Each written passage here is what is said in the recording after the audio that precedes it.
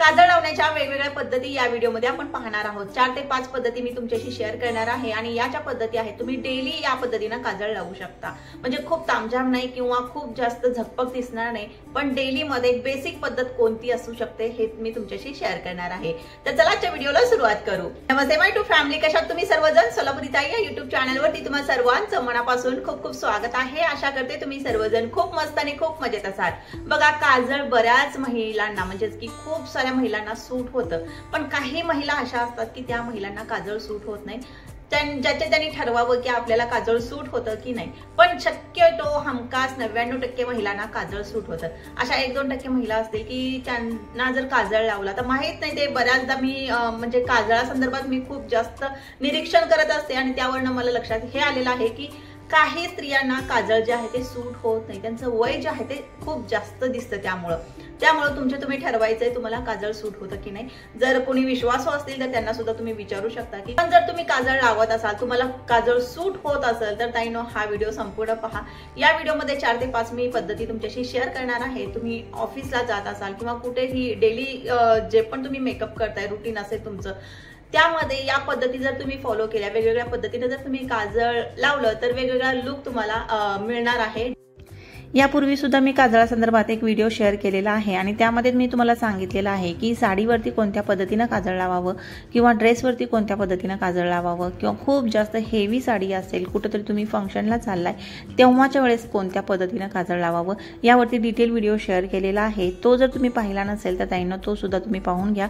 चॅनलवरती जा आणि सर्च करून तुम्ही तो व्हिडिओ त्या व्हिडिओपर्यंत जा आणि तो व्हिडिओ नक्की पहा, म्हणजे तुम्हाला एक लक्षात येईल की आपण कुठे जाताना कोणत्या पद्धतीने काजळ लावावं। पण आज जो हा व्हिडिओ होतोय यामध्ये मी तुमच्याशी हे शेअर करणार आहे की जर तुम्ही ऑफिसला जात असाल किंवा घरामध्ये जरी राहत असाल तर वेगवेगळ्या पद्धतीने तुम्ही काजळ लावून वेगवेगळे लुक जे आहेत ते थोडेसे क्रिएट करू शकता किंवा थोडासा दररोज तुम्हाला चेंज हवा असेल तर या पद्धतीने तुम्ही काजळ लावू शकता।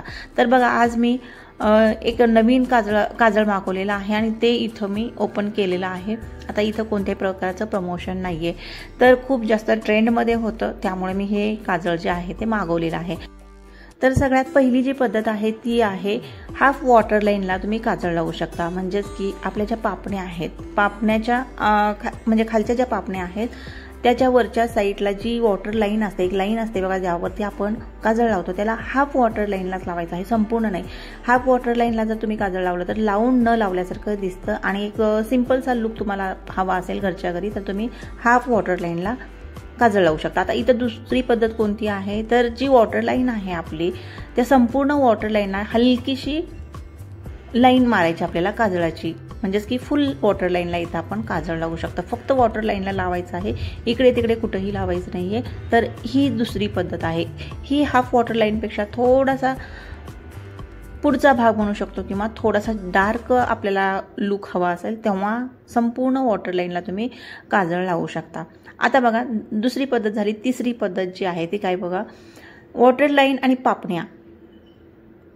वॉटर लाईनला तर आपण लावलेलं आहे, पापण्याच्या खालच्या साईडनं 1 इंचीची नाजूकशी लाईन ओढायची आहे आपल्याला, ज्याने आपला जो लुक आहे आणखीन थोडासा उठून दिसणार आहे। आपल्या डोळे जे आहेत ते आणखीन थोडेसे मोठे दिसणार आहेत।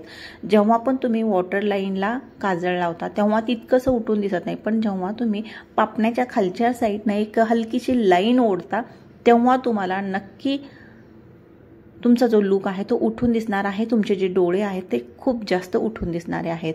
तर अशा डबल लाईन तुम्ही इथं मारू शकता, म्हणजे वॉटर लाईनला एक आणि पापण्याच्या खालच्या साईडने हलकीशी एक लाईन मारून घ्यायची आहे।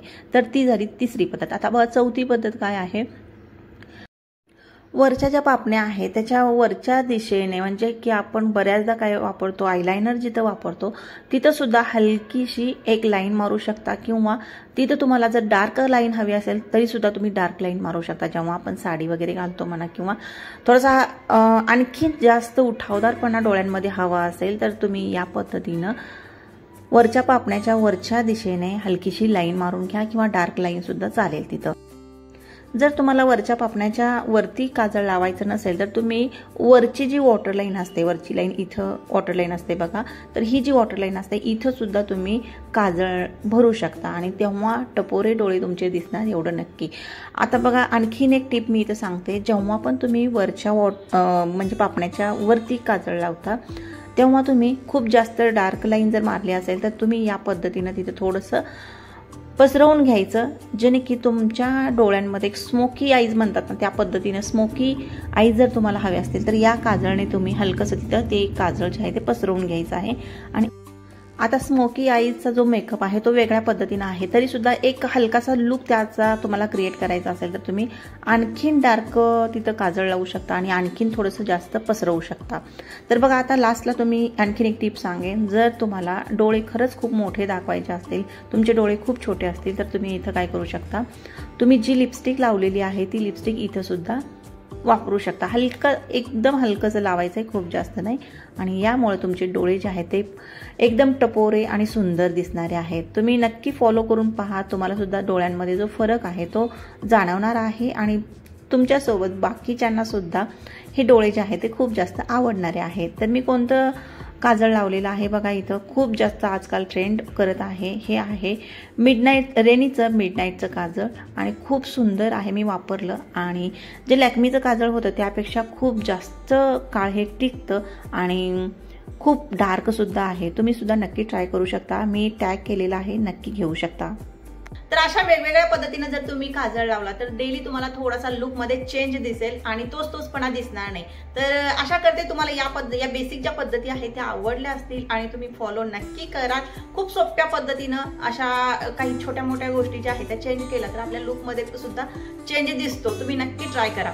तर आशा करते व्हिडिओ आवडला असेल. ताईनं व्हिडिओ जर आवडला तर व्हिडिओला लाईक नक्की करत जा, चॅनलला सुद्धा सबस्क्राईब करून नक्की ठेवा.